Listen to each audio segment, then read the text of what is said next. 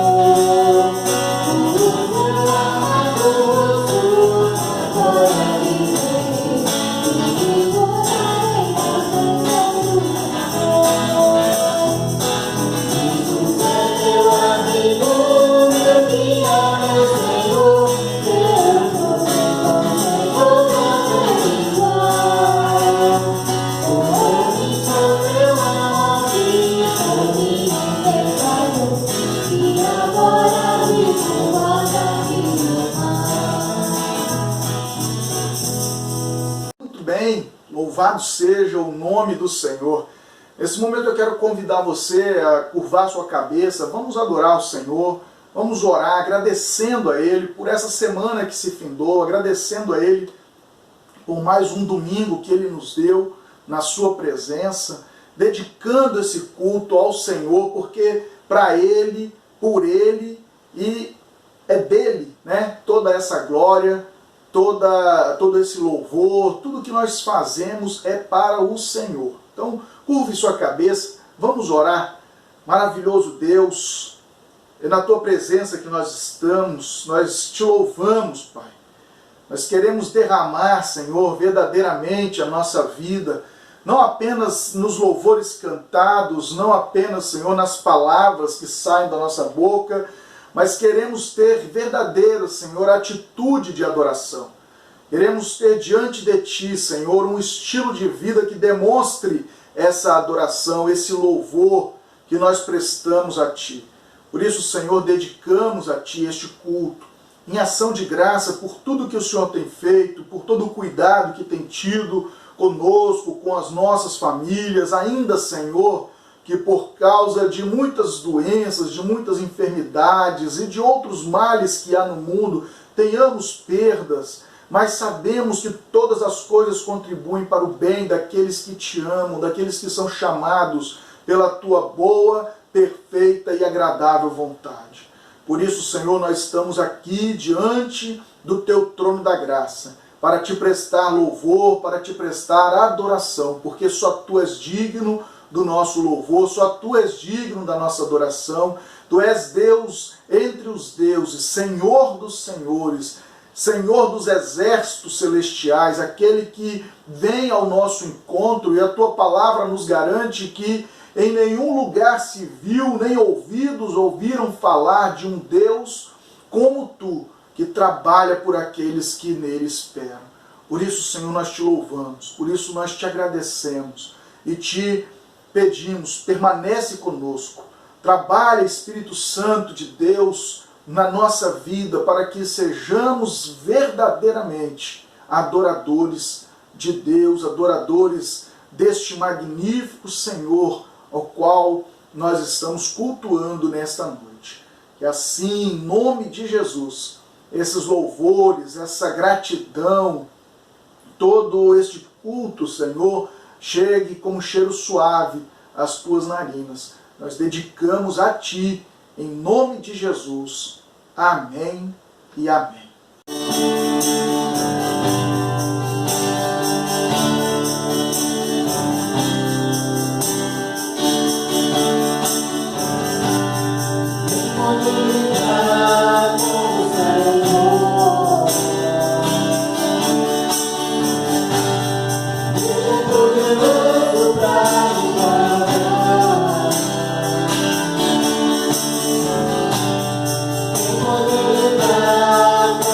Senhor.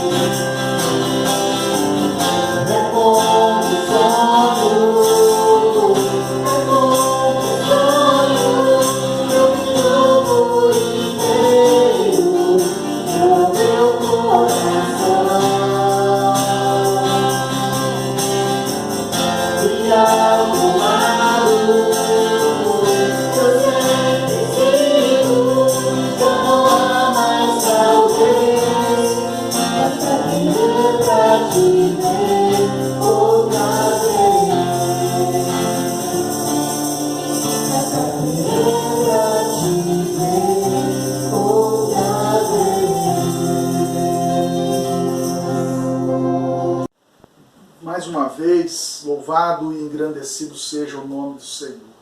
É muito bom, irmãos, quando nós podemos cantar louvores tão gratificantes, louvores tão engrandecedores ao nosso Deus, ao nosso Senhor, e a nossa alma realmente se enche de alegria, se enche desse amor maravilhoso por esse Deus, que é o nosso Deus, Você pode dizer, Deus tem cuidado de mim, porque a palavra dele diz isso para nós. E hoje, a partir de hoje, eu quero te convidar, nós vamos entrar numa série de sermões, uma série de mensagens, relembrando, né? A gente sempre ouve, e é bom relembrar, o Sermão do Monte. O texto que inicia em Mateus capítulo 5, e onde Jesus nos dá várias lições, e importantes lições, né? E a partir deste domingo, nos próximos, nós estaremos então aprendendo um pouquinho mais com o Sermão do Monte. Eu quero convidar você a abrir a sua Bíblia comigo em Mateus, Evangelho de Mateus, capítulo 5, versos 1 a 3, né? O Sermão do Monte, né? Como a maioria sabe, se você não sabe ainda, vai aprender agora, ele inicia-se, né, com as bem-aventuranças. E nessa primeira sequência, né, deste estudo, dessa série de mensagens, nós vamos então aprender sobre as bem-aventuranças. Mateus capítulo 5, a partir do verso 1 até o verso 3. Nós vamos aprender hoje especificamente sobre a primeira bem-aventurança, que fala sobre os pobres de espírito. Diz assim a palavra de Deus. Certo dia, quando Jesus viu as multidões se ajuntavam, subiu à encosta do monte e ali sentou-se. Seus discípulos se reuniram ao redor e ele começou a ensiná-los. Felizes os pobres de espírito, pois o reino dos céus lhes pertence. Louvado seja o nome do Senhor.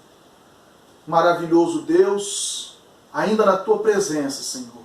Agora a tua palavra será ministrada, não de mim, mas do teu Santo Espírito, que ela possa penetrar nos nossos corações, abrindo as nossas mentes para que possamos entendê-la, sendo guardada no nosso coração para não pecar contra ti. E faz de nós, Senhor, praticantes, não apenas ouvintes desta palavra, mas que ela possa produzir muitos frutos e cumprir aquilo para que o Senhor a designou. Assim nós te louvamos e te pedimos em nome de Jesus. Amém.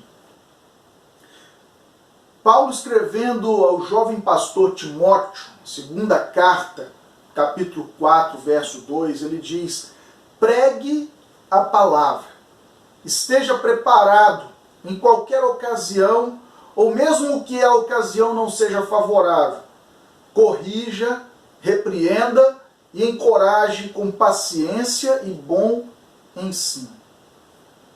A primeira coisa que eu aprendo com essa passagem de Mateus capítulo 5, versos 1 e 2, é que Jesus cumpria esta palavra. Jesus não perdia nenhuma oportunidade de ensinar. Diz o texto da palavra de Deus: certo dia, quando Jesus viu que as multidões se ajuntavam, subiu à encosta do monte e ali sentou-se. Seus discípulos se reuniram ao seu redor e ele começou a ensiná-los. Hoje, talvez se um político, alguma celebridade, um famoso, visse multidões se reunindo, né, ao seu redor, talvez fosse buscar os holofotes, as câmeras, os flashes, né, para que saísse o seu melhor lado ou a sua melhor caricatura. Mas Jesus, quando viu as multidões se reunindo em torno dele, ele subiu a um patamar mais alto, sentou-se e começou a ensinar. Nós precisamos ser seguidores de Cristo. Nós precisamos seguir o exemplo que ele deixou para nós. Devemos parar de nos envolver em discussões ou conversas sem proveito e usar melhor o tempo, usar melhor as oportunidades para falar de Jesus.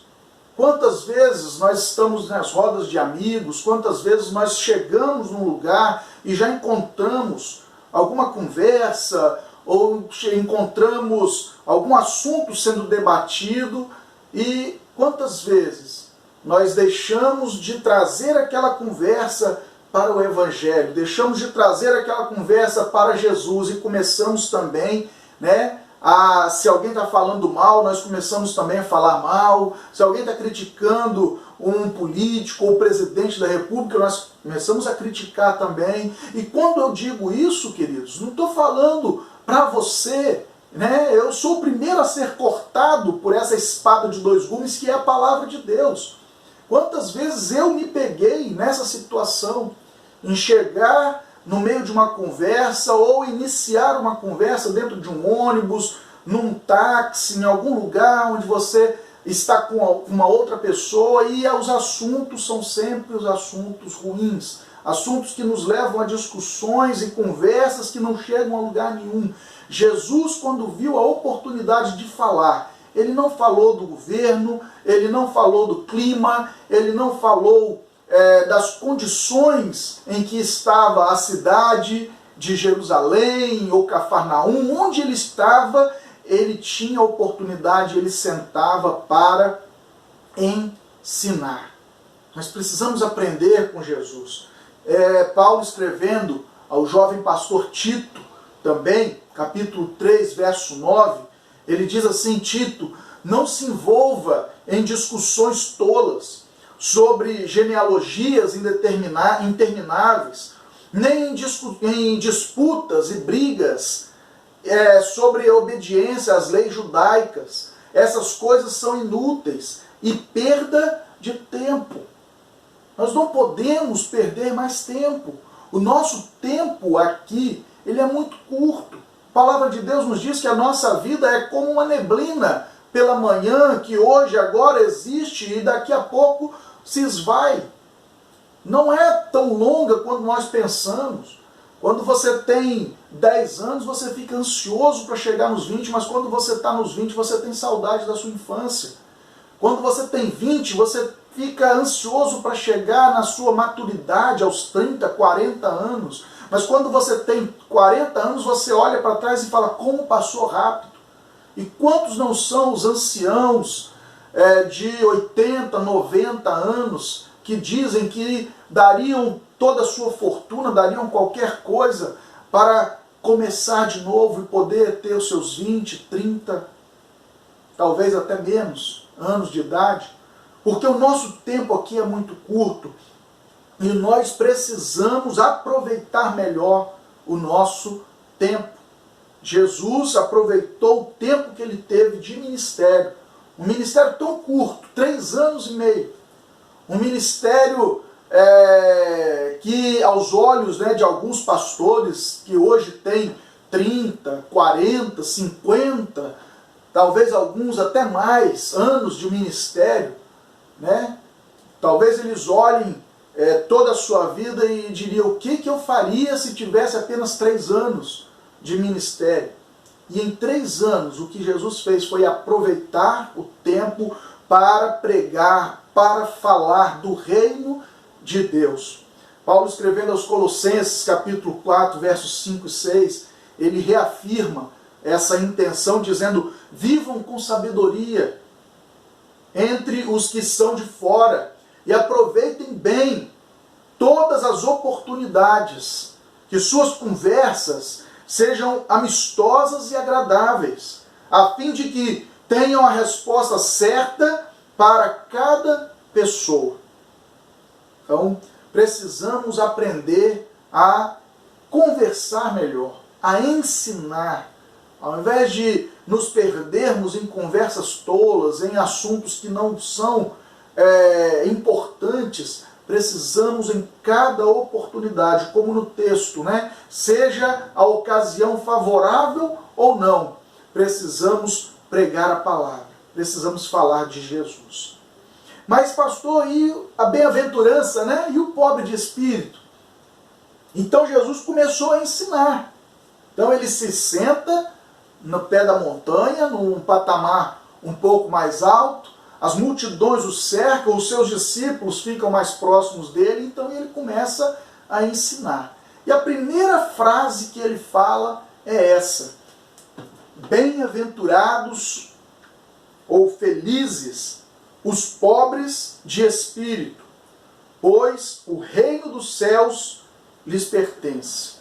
Talvez você se pergunte, por que Jesus escolheu primeiramente os pobres de espírito?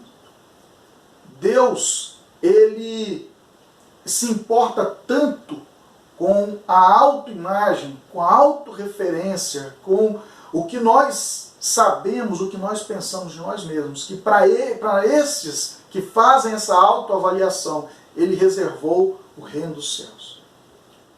Em outras palavras, Jesus está dizendo que antes de qualquer outra coisa, nós precisamos olhar para dentro de nós mesmos e reconhecer que somos nós, pobres de espírito. Mas essa palavra, esse termo pobre de espírito, ele é muito confundido. E eu quero passar para você nessa noite, eu quero aprender com você o que é que não é ser pobre de espírito. Em primeiro lugar, ser pobre de espírito não é uma falsa humildade ou uma falsa modéstia. Aos olhos dos outros, se parece muito humilde, parece uma pessoa muito modesta, mas que na verdade a pessoa tem dentro de si um outro espírito, um outro eu, uma outra realidade que não é aquela que aparenta. Isso não é ser pobre de espírito, isso é pobreza de caráter. A palavra de Deus diz que o nosso falar deve ser sim, sim, não, não. O que passar disso é de procedência maligna. Então essa falsa humildade, essa falsa modéstia que aos outros aparenta, mas na realidade não existe, isso não é pobreza de espírito. Isso é pobreza de caráter. Segundo lugar, pobreza de espírito, ser pobre de espírito, também não é passar necessidade física, passar necessidade material. Isso é pobreza financeira. Tem muitas pessoas que, por não ter recursos financeiros, andam maltrapilhos, andam com vestes bem surradas, e alguém pode olhar e falar, olha, ali vai um pobre de espírito. Na verdade, não são, nem todos. Há muitas pessoas que na sua simplicidade financeira, na sua simplicidade física, tem muito dentro de si diferente do que a sua aparência mostra. Isso também não é pobreza de espírito. Isso é pobreza financeira mesmo. Certo? Ser pobre de espírito, em terceiro lugar, não é se submeter a flagelos psicológicos e emocionais. Às vezes a pessoa ela tem uma autoimagem tão negativa, tão ruim, que ela acha que todos têm a possibilidade, todos têm o direito de serem maus com ela, de serem negativos, se submetem a verdadeiras torturas psicológicas, emocionais. Isso não é pobreza de espírito, isso é pobreza de autoestima. Você precisa trabalhar a sua autoestima para que você tenha uma imagem melhor de si mesmo. E você entenda que você não é melhor, mas você também não é pior do que ninguém. Diante de Deus, todos nós estamos num patamar de igualdade. É bem verdade que a palavra de Deus nos diz que aquele que muito é dado, muito será cobrado. Mas em termos de salvação, em termos de filiação, todos nós que aceitamos Jesus, todos nós que cremos no Filho de Deus, somos feitos filhos de Deus. Não existe um maior nem um menor filho de Deus. Todos nós temos essa mesma possibilidade. Então, quando nós nos submetemos, quando nós nos rebaixamos, nós não estamos sendo pobres de espírito, estamos sendo pobres na nossa autoestima. Em quarto lugar, que eu quero compartilhar com você, ser pobre de espírito também não é deixar de lutar pelos seus direitos, nem pelo que é certo. Isso é pobreza de força de vontade. Há pessoas que se rebaixam, se negam e acham que todo mundo tem direito, menos ele. Quando o seu direito é tomado, quando a sua vez é tirada, quando passam, no falar popular, passam por cima dele, ele se retrai, ele se renega e fala: o mundo é assim mesmo, e eu não tenho força, eu não tenho como lutar, eu não tenho como fazer. Isso não é ser pobre de espírito. Isso é pobreza de força de vontade. Eu sempre digo aos meus filhos que eles podem ser aquilo que eles quiserem ser. Porque quando nós queremos, nós arrumamos jeito, queridos. Quando a vontade existe em nós sempre damos um jeitinho, achamos uma ajuda ou um fortalecimento. Se o problema é financeiro, consegue um segundo emprego, alguém vai ajudar, alguém vai dar um jeito. Mas quando eu não tenho essa força de vontade em mim, então eu me retraio, eu me renego a uma segunda opção, a um segundo lugar. Não é isso que é ser pobre de espírito. Isso é ser pobre de força de vontade. E em quinto lugar, tem muitas outras coisas, mas eu separei essas 5. Ser pobre de espírito também não é deixar de se alegrar pelas conquistas, nem sonhar mais alto. Isto é pobreza de ambição.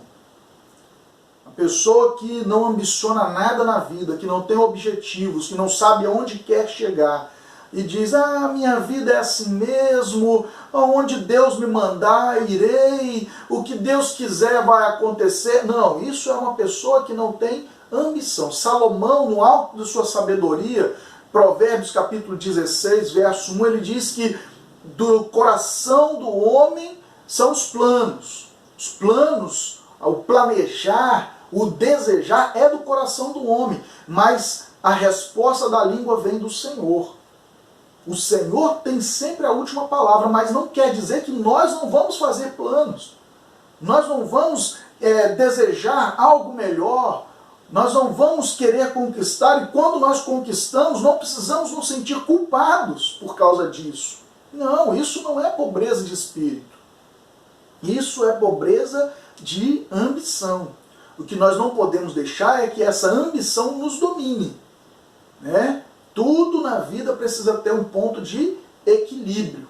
E quando nós encontramos o equilíbrio, encontramos a paz, e o Senhor trabalha através de todas essas conquistas que Ele mesmo nos deu. Tudo que nós temos vem das mãos do Senhor, então são bênçãos. Amém?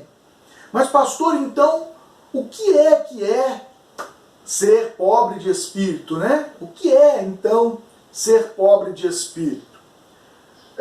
No grego existem 2 palavras que são usadas na Bíblia, no Novo Testamento, para a palavra pobre.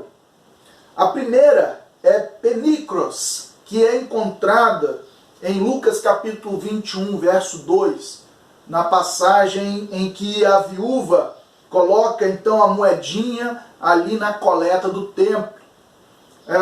Veja que no caso da viúva, ela não tinha quase nada, mas ainda tinha alguma coisa para depositar ali no cofre, depositar na coleta do templo.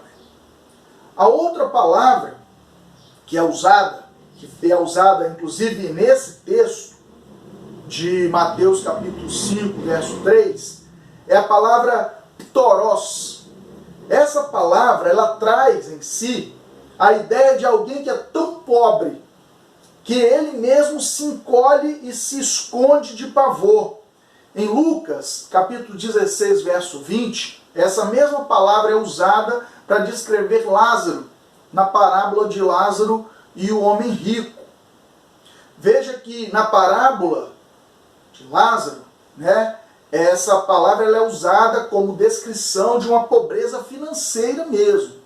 Lázaro era totalmente desprovido de recursos. né? A palavra de Deus chega a chamá-lo de mendigo, que ficava à porta do homem rico com chagas, inclusive. Mas aqui, em Mateus capítulo 5, Jesus usou adicional de espírito. Bem-aventurado, feliz o pobre de espírito. O que nos faz referência, então, a alguém que entende, que considera que é desprovido dos tesouros e virtudes celestes, espirituais, e depende total e incondicionalmente de Deus. Este é o pobre de espírito. Não é sobre o que os outros veem em nós, não é sobre o que os outros pensam de nós, mas o que nós pensamos de nós mesmos. O que é que nós vemos quando olhamos para dentro de nós mesmos. Há pessoas, como eu disse há pouco, que aparentam muito ser humildes, retraídas, pequenas, né, ou até sem valor, mas em seu interior são altivas, são prepotentes, são arrogantes, e de uma maneira sórdida até, dissimuladas, porque mostram para outras pessoas uma aparência, uma máscara, que na realidade não é. Mas o Deus que vê todas as coisas e conhece o interior do nosso coração, ele não vê a aparência, né? Como quando Samuel foi até a casa de Jessé para ungir um rei, e Jessé fez passar diante dele então todos os seus melhores filhos, desde o mais forte, Samar, até o 7º filho. E a resposta de Deus para Samuel, que achava que pela aparência, pela formosura, pela beleza, pela força seriam aqueles, um deles, né? O rei, o novo rei ungido pelo Senhor. Mas a resposta de Deus foi sempre a mesma. Samuel, eu não vejo como o homem vê. Você vê a aparência, eu vejo o coração. Então o humilde de espírito, o pobre de espírito, não é sobre o que os outros veem, mas sobre o que Deus vê dentro de mim. E ele sabe reconhecer o pobre de espírito. Veja o exemplo das crianças.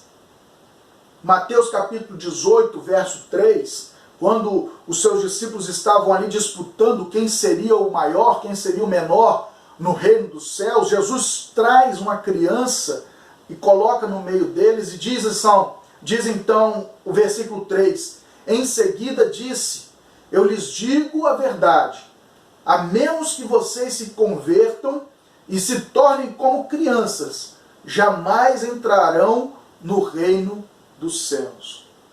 A criança, ela tem em si a simplicidade, a humildade, ela tem em si uma condição que é totalmente dependente. Uma criança, ela não é autossuficiente, ela não é arrogante. Eu sei que alguns de vocês estão me ouvindo falar e vão dizer, mas pastor, eu conheço crianças hoje que são impossíveis. De fato, nós estamos vivendo tempos difíceis. Nós estamos vivendo tempos em que as crianças muitas vezes aprendem coisas pela internet, pela televisão, muito antes dos seus pais ou até os professores da escola ensinarem. De fato, verdade. Mas, no geral, a criança, ela tem uma simplicidade tamanha que se o pai, a mãe chama atenção, castiga, briga com ela, daqui a alguns minutos ela está novamente abraçando aquele pai, aquela mãe, ela não guarda rancor, ela não se ofende eternamente, ela pode ficar chateada, triste, mas com pouco tempo ela está restaurada. E o interior da criança é exatamente aquilo que ela expressa do lado de fora.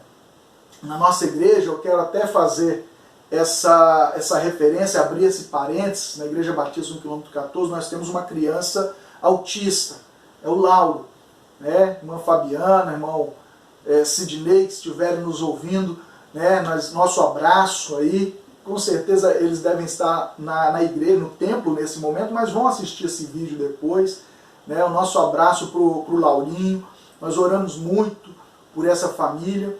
E eu quero fazer essa referência ao autista, porque eu tenho aprendido muito durante esse tempo que tenho servido como pastor na Igreja Batista do quilômetro 14.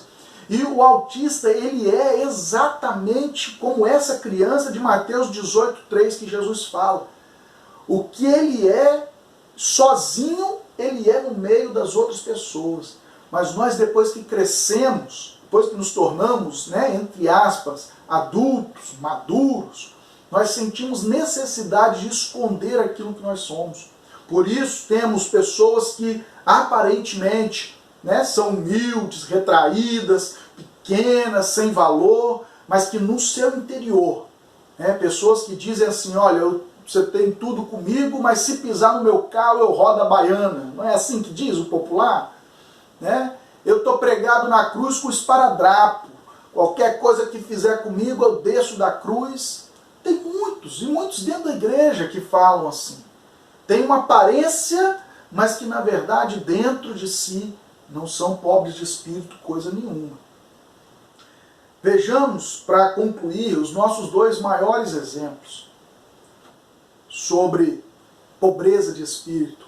O maior de todos é o próprio Jesus, o nosso Senhor.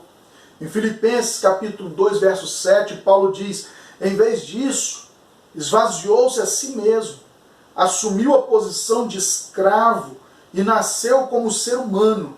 Quando veio em forma humana, humilhou-se a si mesmo e foi obediente até a morte e morte de cruz. Não existe, meu amigo, minha amiga, meu irmão, minha irmã, um exemplo melhor do que o próprio Jesus para nós seguirmos. Jesus, sendo Deus, não achou por usurpação o ser igual a Deus, mas ele esvaziou-se. Não precisou ninguém esvaziá-lo. Ele humilhou-se. Não foi necessário ninguém humilhá-lo. Ele se entregou. Isso é ser pobre de espírito. É você olhar para dentro de si mesmo e falar, eu não tenho nada, eu não sou nada. Ainda que as outras pessoas achem em mim alguma coisa, ainda que os outros vejam em mim algum potencial, eu sei que tudo isso vem de Deus.